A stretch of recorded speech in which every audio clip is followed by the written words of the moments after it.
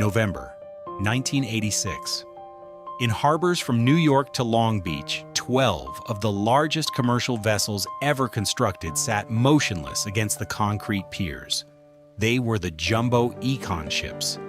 They were so massive that American ports had been forced to modify their infrastructure and rebuild their gantry cranes simply to reach across their widened decks. On their steel hulls, they carried the name of the most prestigious maritime empire the country had ever produced, United States Lines.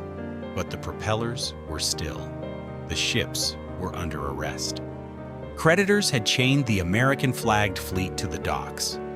A bankruptcy filing for $1.2 billion, roughly $3.3 billion in today's money, had frozen the entire global shipping operation in a matter of hours. Thousands of steel shipping containers, carrying everything from industrial components to holiday retail inventory, were stranded in a sudden legal void. At the gangways, American crews who had been sailing the world's longest routes suddenly found themselves without paychecks, while union dock workers stared at silent ships they were legally forbidden to unload. The logistics network that had once represented the absolute peak of American maritime dominance, the same company that had operated the fastest and most famous passenger liner the country had ever built, had effectively ceased to exist. A generation earlier, the unquestioned assumption of the American maritime industry was that survival on the water required unmatched fuel-burning speed. The paradox of the 1986 collapse was that United States Lines had been destroyed by the exact opposite philosophy. They had bet their entire corporate existence and $1 billion of leveraged debt on the absolute belief that the future of the American maritime market belonged to container ships that moved as slowly as physically possible. But the real story of United States Lines in America is not just the largest maritime bankruptcy of its era. It is the story of how an empire built to project national prestige across the Atlantic was ultimately crushed by the unforgiving arithmetic of global fuel prices, the scale of its debt, and the sheer weight of its own ambition. Every week, we tell the stories of the vessels that were built to conquer American waters, and what the American market ultimately did to them. Like the video, and subscribe if that history matters to you. The story begins not in an 80s bankruptcy court, but in Washington, D.C. in 1921. New York Harbor, 1919. Hundreds of thousands of American troops were returning from the battlefields of Europe. As they sailed past the Statue of Liberty and the brick warehouses of the Brooklyn waterfront, they were standing on the steel decks of British ships. They sailed on the Mauretania, the Olympic, and the Aquitania. Despite having massive industrial capacity, a victorious military, and a booming economy, the United States faced a glaring, humiliating maritime absence. It did not possess a world-class passenger fleet. The North Atlantic route, the most prestigious, lucrative, and politically significant maritime corridor on Earth, was entirely controlled by London, Liverpool, Paris, and Bremen.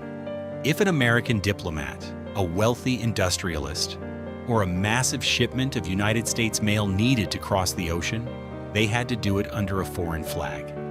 The American market had the demand, but it lacked the hull.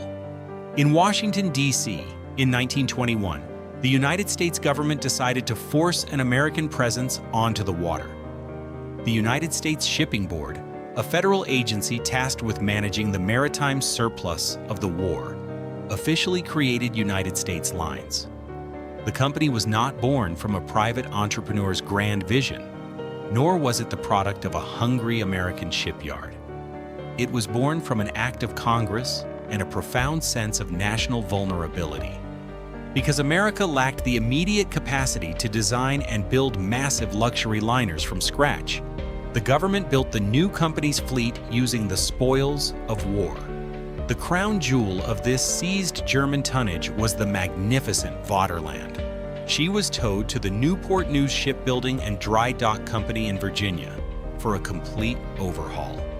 The task required a massive dry dock, a drained, walled basin that allows shipyard workers to access, inspect, and repair the submerged portions of a ship's hull. The refit was agonizingly complex. German engineers had closely guarded the ship's original blueprints, forcing American shipwrights to reverse engineer her vast mechanical systems. The cost was staggering, roughly $8 million in 1922, equivalent to over $140 million today. Rechristened the SS Leviathan, the massive vessel finally entered commercial service in 1923, sailing proudly out of Pier 86 on Manhattan's west side. But placing a massive ship in the water is not the same as mastering the maritime market. The Leviathan was structurally magnificent, yet she operated within an American legal framework that immediately hobbled her economics. The United States was in the grip of prohibition. By federal law, American-flagged vessels were strictly dry ships. Their British, French, and Italian competitors, however, were wet ships. In the transatlantic luxury travel market, where ticket prices were astronomically high and wealthy passengers expected champagne with their dinner, this moral regulation created a devastating competitive disadvantage. A wealthy New York banker looking to cross to Southampton would naturally choose a Cunard or White Star liner over the American flagship, simply to enjoy a cocktail in the first-class smoking room. The object, the beautifully restored hull of the Leviathan, worked perfectly. But the system, the strict regulatory environment governing the vessel, failed the market test. The ship consistently lost money, requiring heavy government subsidies just to keep the propellers turning. By 1929, the U.S. government realized that operating a commercial shipping line was a deeply inefficient use of taxpayer funds. In a highly publicized move, United States Lines was sold to private investors.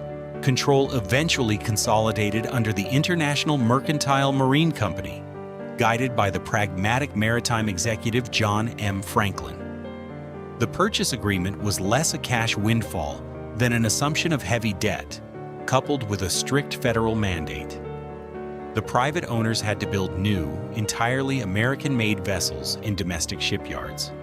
The first results of this mandate were the SS Manhattan and the SS Washington, launched in 1932 and 1933 from the New York Shipbuilding Corporation in Camden, New Jersey. These vessels were not designed to be the largest ships in the world. They were not designed to break speed records. Instead, they introduced a highly profitable concept to the American maritime market: cabin class. Cabin class, a ticketing structure that eliminated ultra-luxury, aristocratic extremes in favor of spacious, practical, upper-middle-class accommodations, perfectly suited the American demographic. The ships were comfortable, reliable, and economically viable. The American maritime trade press, notably Marine Engineering and Shipping Age, praised the vessels not for their vanity, but for their commercial logic. They proved that an American shipyard could produce a profitable passenger liner and that American travelers would support a ship designed for their specific sensibilities. Building on this success, the company commissioned a much larger vessel. In 1939, as war clouds gathered over Europe, United States Lines launched the SS America. Built at Newport News, her construction contract was valued at $17.5 million, roughly $380 million today. With a gross tonnage of nearly 26,000 tons, gross tonnage being a measurement of a ship's internal enclosed volume, not its physical weight, she was the finest commercial vessel ever built in the United States. But her intended commercial career was instantly derailed. As World War II erupted, the United States Navy requisitioned the brand new liner, painted her hull haze gray, and renamed her the USS West Point. She was converted to carry over 8,000 troops per voyage. This wartime experience profoundly altered the DNA of United States Lines. After the war ended in 1945, the company regained the America and returned her to civilian service. But the geopolitical landscape of the world had permanently changed. The Cold War was beginning. The Department of Defense recognized that moving entire military divisions across the Atlantic at high speed, without the need for slow naval escorts, was a critical national security requirement.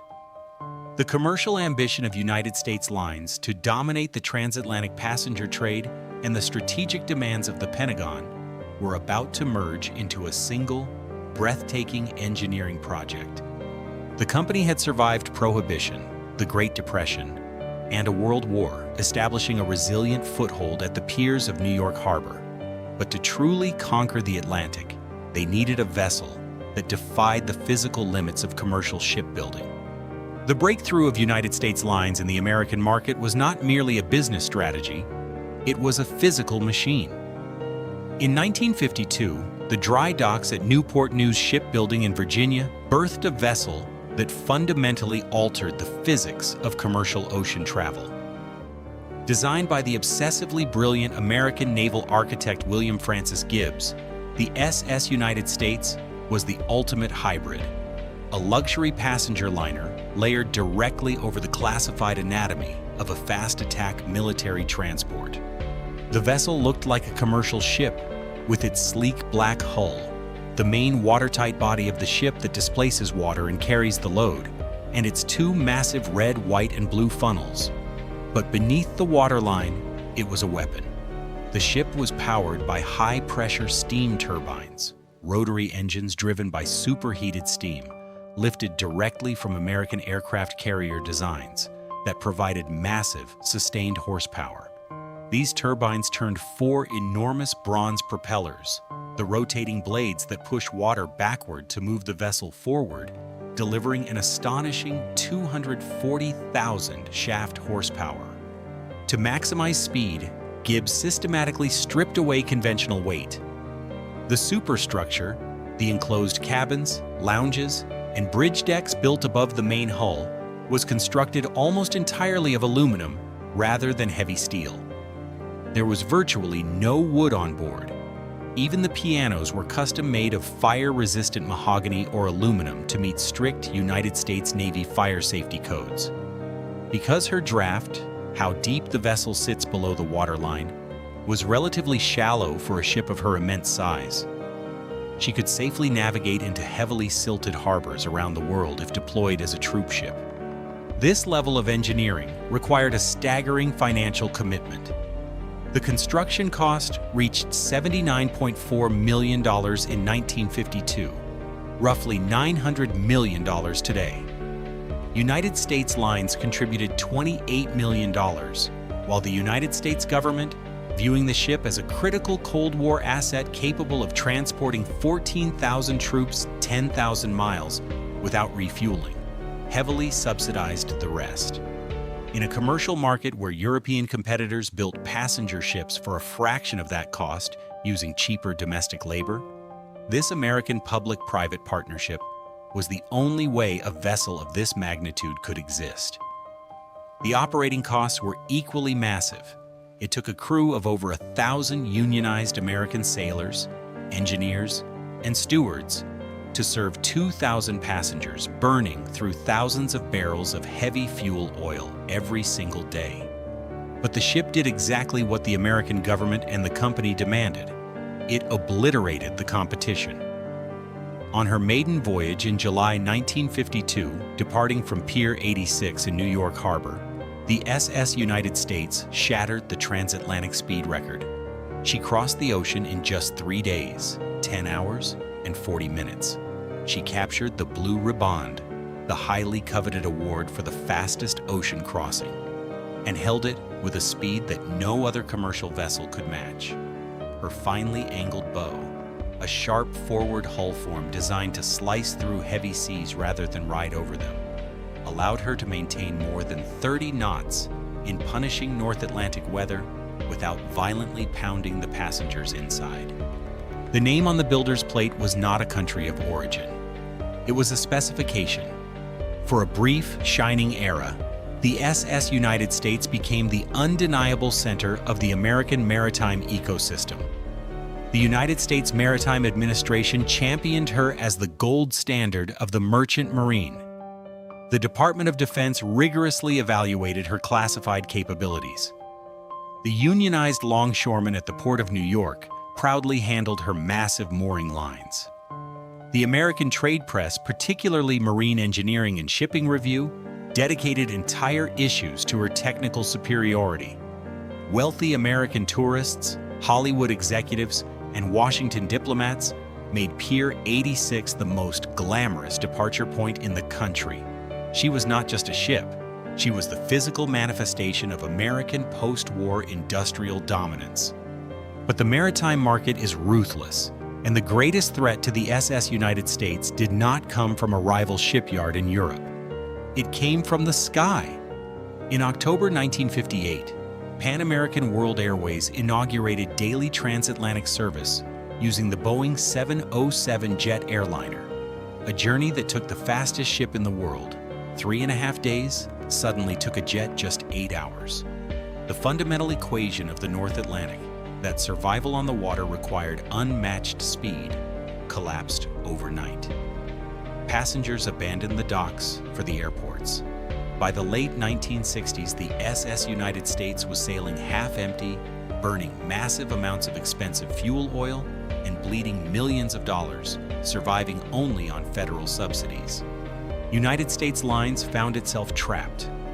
The company possessed the greatest passenger ship ever built, but the American market for moving people across the ocean had evaporated. To survive the coming decades, the company had to undergo a brutal, fundamental transformation. They had to abandon the romance of the passenger trade and embrace the cold, unglamorous arithmetic of freight. The transition was agonizing. The company began investing in break-bulk cargo ships, vessels where cargo is loaded piece by piece into deep internal holds. But even that method was rapidly becoming obsolete. The American docks were fundamentally changing. A new concept called containerization, a standardized shipping system built around identical steel boxes that can move between ships, trucks, and trains without ever unloading the cargo inside, was beginning to dominate the ports of New York, Oakland, and Long Beach. United States Lines realized that if they wanted to maintain their maritime empire, they could no longer rely on fast passenger liners or traditional cargo handling. They needed to reinvent their entire operation around the steel box. The passenger liner had conquered the ocean, but the company's survival now depended entirely on a new kind of waterfront geometry. By the late 1970s, United States Lines had successfully completed its agonizing metamorphosis. The passenger decks of the SS United States were long gone, replaced by the relentless, debossed geometric logic of the steel shipping container. The company had survived the death of the ocean liner, but to truly dominate the American maritime market in the new era of globalized trade, survival was not enough. They needed scale. They needed a vision that matched the sheer size of the American economy.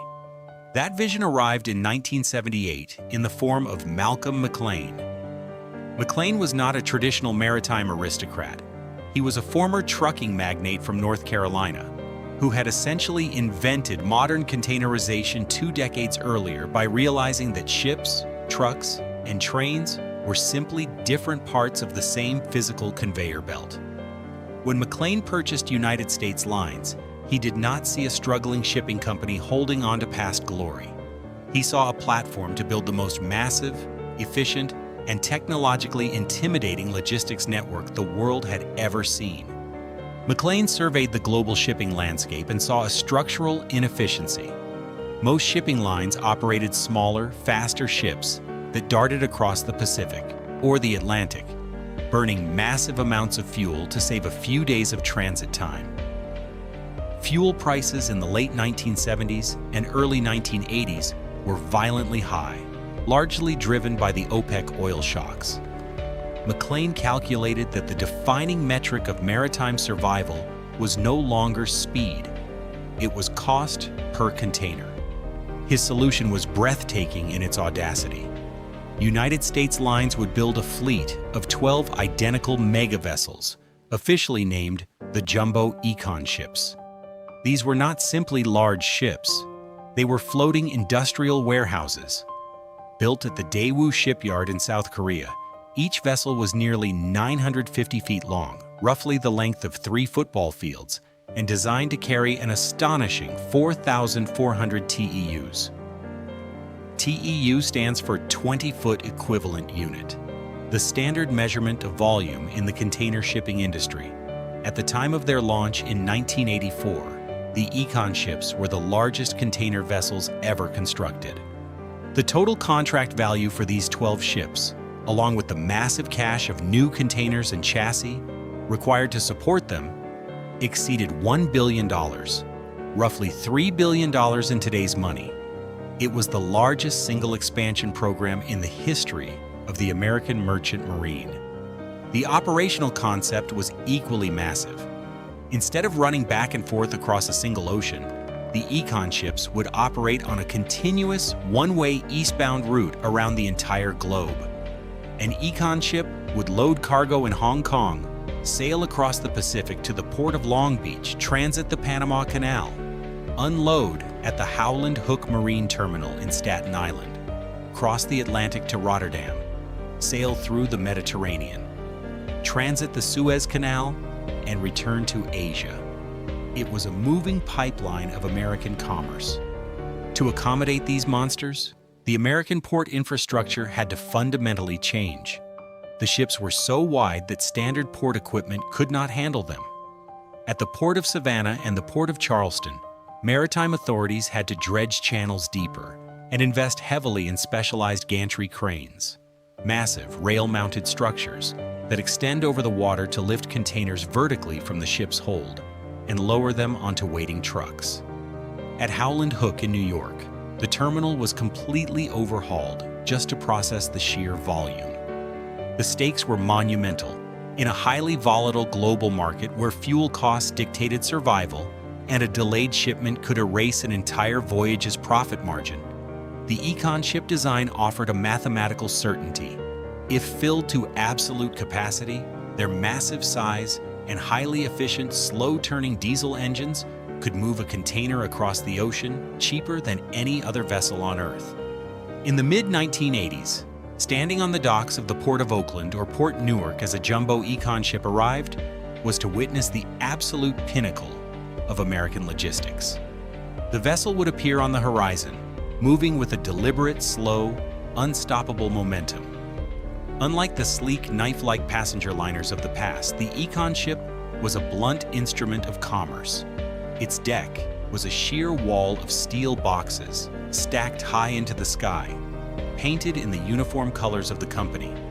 When the heavy mooring lines, thick, braided hawsers used to secure a massive ship to the concrete pier, were finally thrown over the bollards, the entire port erupted into synchronized, mechanical violence. Longshoremen, crane operators, truck drivers, and customs officials all moved to the rhythm of the vessel. The sheer volume of cargo pouring off a single Econ ship was enough to completely saturate the local rail yards and highway systems for days.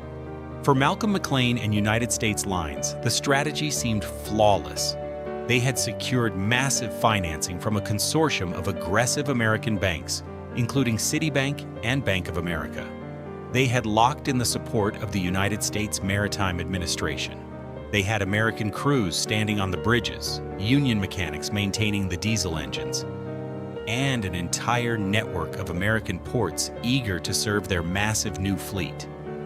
They had built the ultimate economy of scale, but the system they had constructed required absolute perfection from a world that rarely provides it. By 1985, the rollout of the jumbo Econ ships reached its operational peak, creating an American maritime ecosystem of unprecedented scale.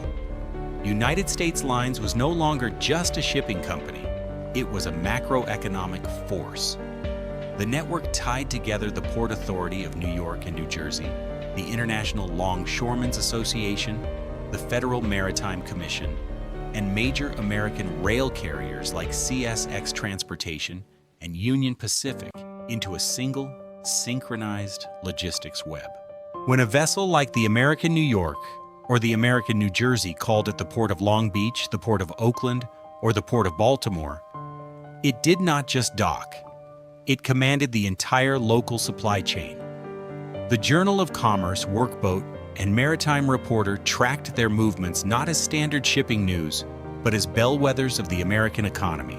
Custom brokers, freight forwarders, and regional trucking syndicates built their entire seasonal schedules around the arrival of a single United States Lines vessel. The cultural and industrial peak of this era arrived with the maiden voyage of the first vessel in the class, the American New York. In 1984, she sailed into New York Harbor not as a sleek greyhound of the sea like the SS United States had 3 decades earlier, but as a monument to sheer volume. As she passed under the Verrazzano Narrows Bridge, the ship was carrying the equivalent of a 20-mile-long freight train. This was the moment the American maritime industry believed it had finally solved the puzzle of globalized trade. The American public was largely unaware of the cargo industry, but to the professional maritime world, this was the equivalent of a moon landing. The math was intoxicating. To understand the power of United States Lines at this moment, one must understand the principle of economies of scale, the economic rule where the cost of transporting a single unit of cargo drops significantly as the total volume of cargo on the vessel increases. The jumbo econ ships pushed this principle to its absolute physical limit.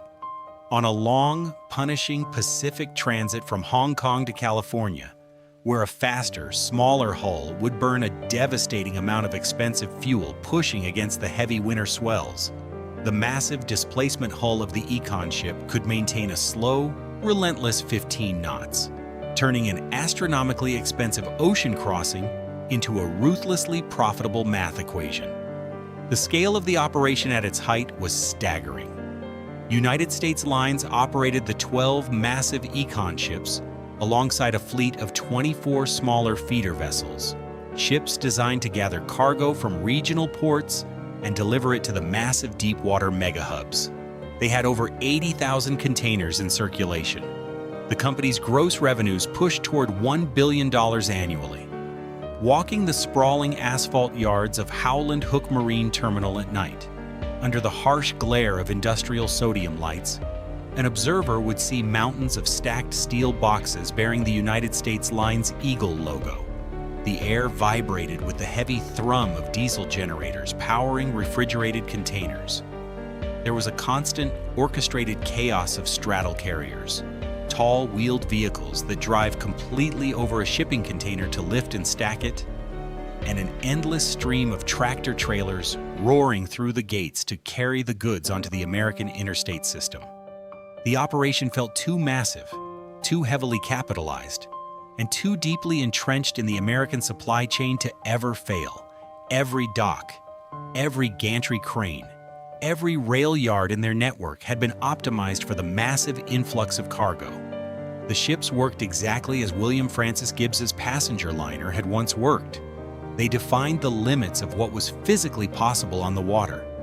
Malcolm McLean had convinced the American banking system to finance the vision. He had convinced American port authorities to pour concrete and dredge channels to support it. He had convinced the global market that size was the only metric that mattered. But the entire empire rested on a razor-thin assumption. The jumbo econ ships were built specifically for an era of sky-high fuel costs, where their slow speed was an economic virtue. The mathematical model of the round-the-world route was perfectly designed for the global market conditions of 1980. The company had built a perfect machine for that specific reality, but the water was about to change. The American turning point for United States Lines did not begin with a catastrophic mechanical failure at sea, nor did it start with a massive dock strike in New York. It began with a sudden, silent shift in the global commodities market that shattered the foundational logic of the jumbo econ ships. In late 1985, the price of crude oil, the singular metric that Malcolm McLean had bet his entire $1 billion maritime empire upon, began to collapse. A decade earlier, during the oil crises of the 1970s, The exorbitant cost of bunker fuel had made fast shipping a financial liability. The jumbo econ ships were designed specifically to exploit that high fuel cost environment. Their massive displacement hulls and slow-turning diesel engines, propulsion systems engineered to maximize efficiency at the expense of speed, were a brilliant hedge against expensive oil.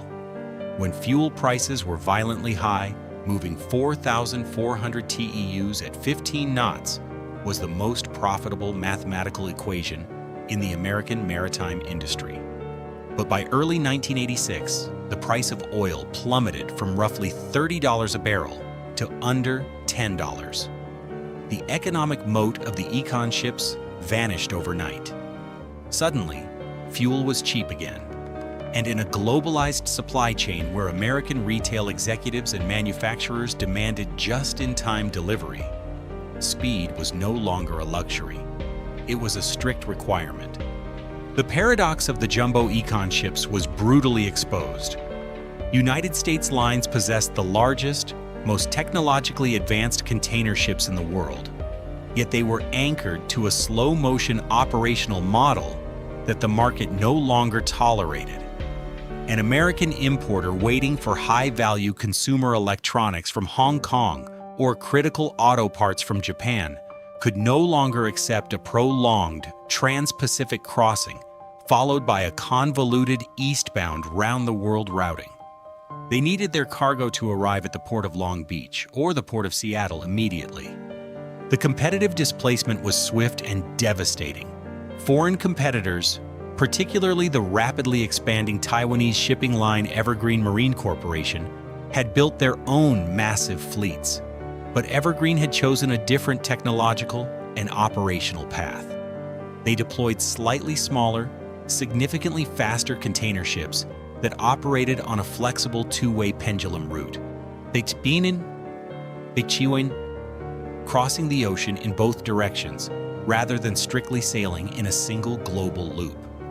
Because fuel was suddenly cheap, Evergreen and other carriers could afford to run their engines hard, delivering cargo to the American West Coast days or even weeks faster than United States lines.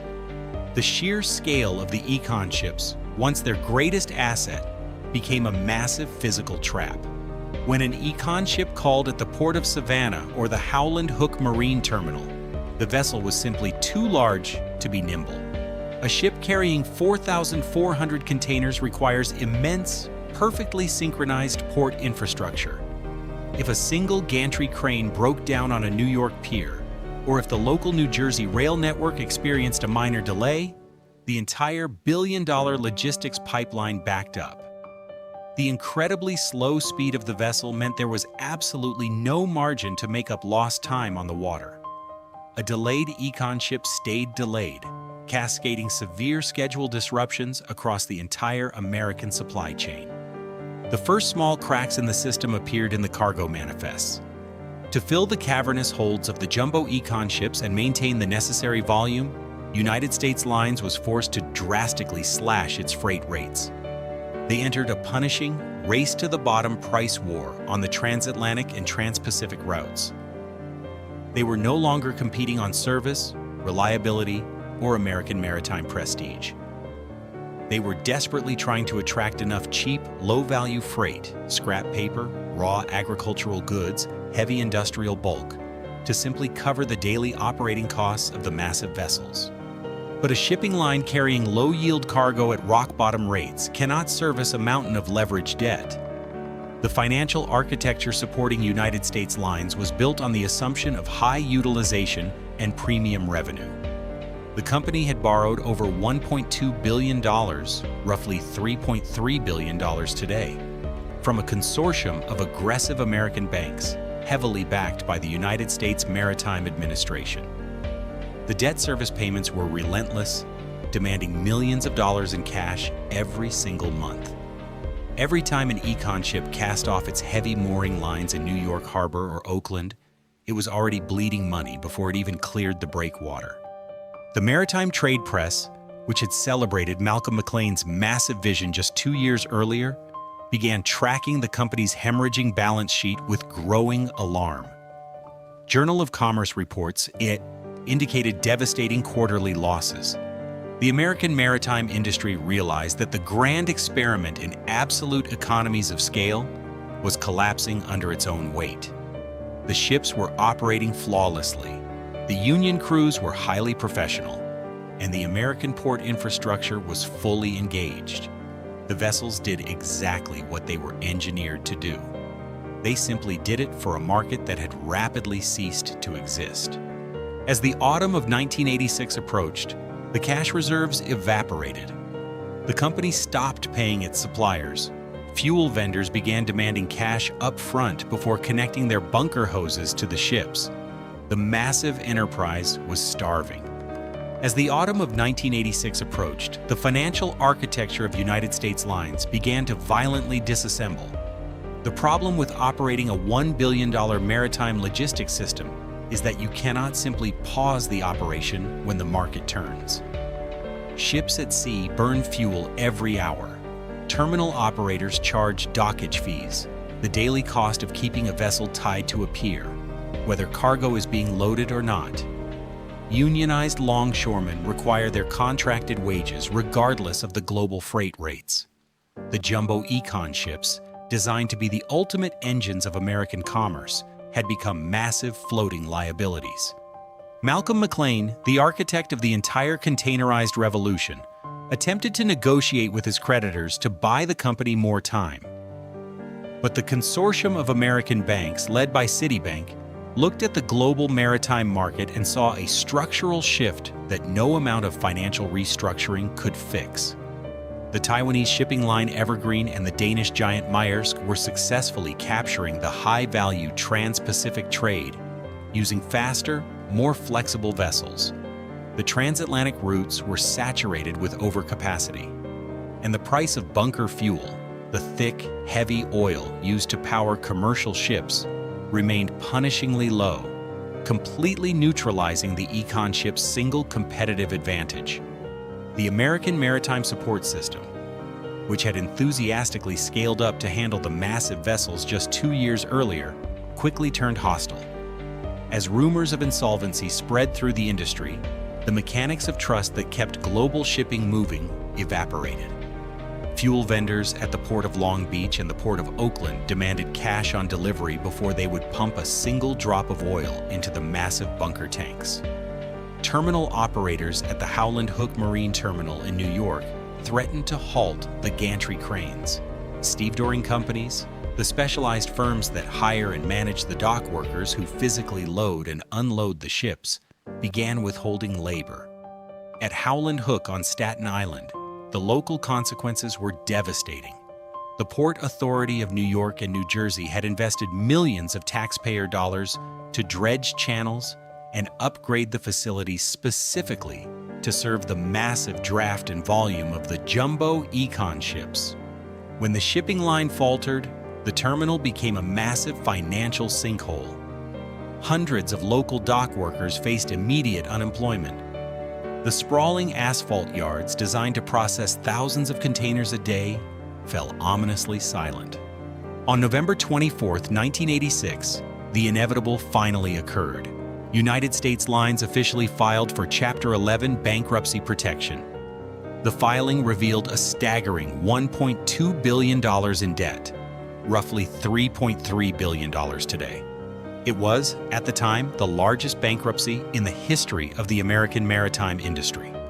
The immediate physical consequences of the filing were catastrophic. Across the United States and around the world, the massive jumbo econ ships were abruptly arrested by creditors. Admiralty law, the specialized legal framework governing maritime commerce, allows a creditor to obtain a federal warrant to seize a vessel to satisfy unpaid debts. Federal marshals marched onto the steel decks of the American New York, the American New Jersey, and the rest of the fleet, legally chaining them to the piers. At terminals from Seattle to Savannah, the American logistics network slammed to a halt. The bankruptcy created an operational nightmare for American businesses. Thousands of steel shipping containers loaded with holiday retail inventory, critical auto parts, and industrial machinery were trapped behind locked gates in a sudden legal void.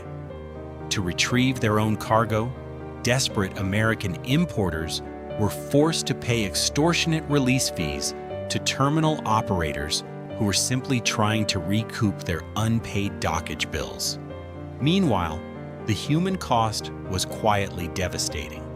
American crews who had spent weeks navigating the heavy winter swells of the North Pacific found themselves stranded at the docks without pay. They were forced to rely on the Seafarers International Union for emergency assistance and legal representation just to secure a ticket home.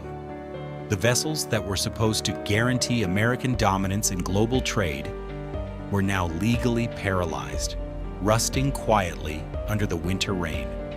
The political fallout reached the highest levels of the United States government.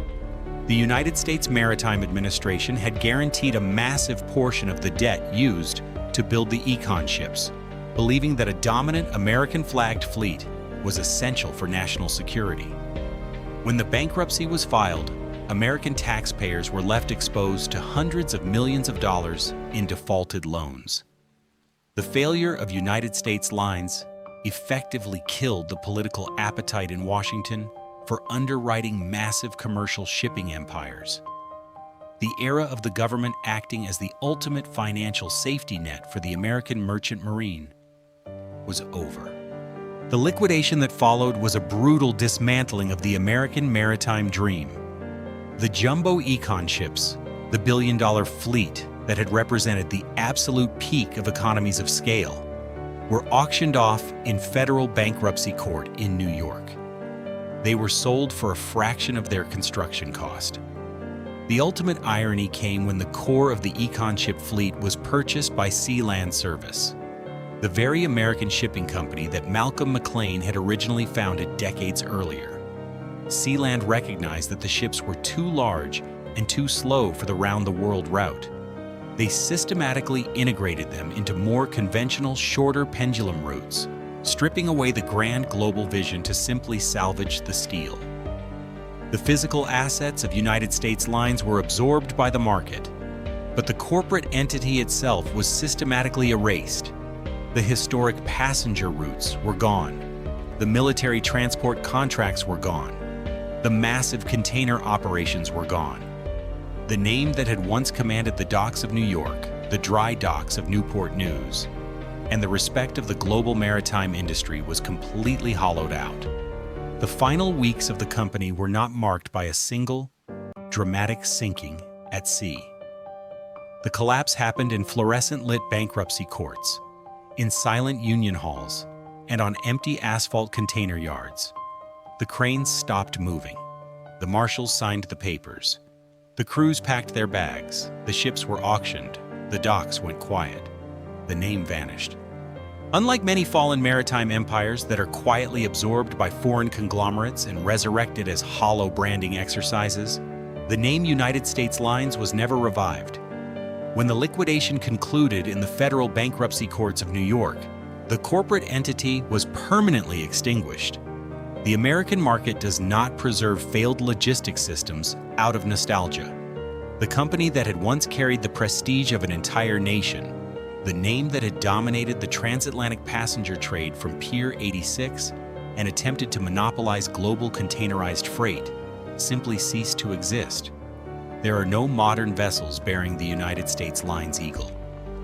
The silence on the water is the story, but the massive physical machines they left behind could not simply vanish.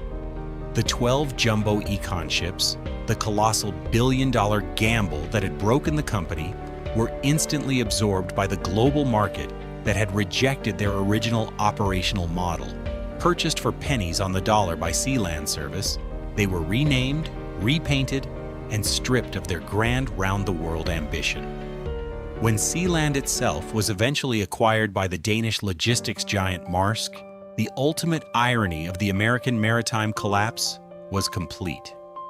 The massive displacement hulls that American shipyards, American banks, and the United States Maritime Administration had financed to guarantee American dominance, were now carrying cargo under a foreign flag, generating massive profits for a European empire. They proved that Malcolm McLean's engineering logic was actually flawless. The ships were brilliant at moving freight cheaply. It was the American corporate timing and the rigid route structure that were fatally flawed. Yet, the true American preservation community does not gather to mourn the loss of massive container ships. The secondary market for maritime memory in America is strictly reserved for vessels that carried people, not steel boxes. Today, the legacy of United States Lines is kept alive not by logistics executives, but by a passionate, deeply committed network of maritime historians, retired sailors, naval architects, private collectors, and former passengers. At estate auctions and antique marine dealerships across New England and Florida, buyers still pay premium prices for surviving artifacts, heavy silver serving trays stamped with the company crest, original voyage menus, and scale builders' models. But the center of this preservation effort is organized heavily around the SS United States Conservancy. This community of preservationists, operating strictly on donations and volunteer dedication, has spent millions of dollars simply to pay the staggering monthly dockage fees required to keep the legendary ocean liner from being towed to the scrapyard. They fight this relentless financial battle because the original vessel still matters in a way that modern commercial shipbuilding cannot replicate. A massive modern cruise ship is essentially a floating hotel designed to isolate passengers from the ocean. The SS United States, by contrast, was a weapon of speed designed to conquer the water. She represents a specific, unrepeatable era of American industrial confidence, a time when the nation believed that if it poured enough horsepower, enough aluminum, and enough engineering brilliance into a single hull, it could defeat the physics of the North Atlantic. The surprise footnote of the United States Lines collapse is a piece of gilded silver. Despite decades of massive technological advancement in global maritime engineering, despite the invention of nuclear propulsion, advanced hydrodynamics, and computer-modeled hull forms, the SS United States still holds the Hales Trophy, the physical award for the blue riband. No commercial passenger vessel has ever crossed the Atlantic faster than she did on her maiden voyage in 1952. The greatest maritime record in the world belongs to a dead company, held by a ship that has not moved under its own power since 1969. The philosophical reality of United States Lines is the ultimate lesson in how the American commercial system absorbs, exhausts, and discards maritime excellence. The United States built the fastest passenger liner the world had ever seen, but the market demanded the convenience of the jet airplane. The company adapted, pivoting entirely to freight, and built the largest, most efficient container ships in history, but the global supply chain demanded speed and flexibility. The American maritime industry repeatedly proved that it could engineer the ultimate physical object, but it could not dictate the brutal, shifting economics of the harbor, the fuel pump, the insurance underwriter, or the international shipping rate. The gap between what the engineers could build and what the market could sustain was simply too wide. Today, the massive gantry cranes at the Howland Hook Marine Terminal on Staten Island still lift thousands of containers every day, but they lift them for foreign logistics cartels. The American flag dominance of the global ocean is gone. What remains of the empire is not a working fleet, but a ghost. Moored at Pier 82 on the Delaware River in Philadelphia, the SS United States sits trapped behind a chain-link fence. Her massive twin funnels are faded.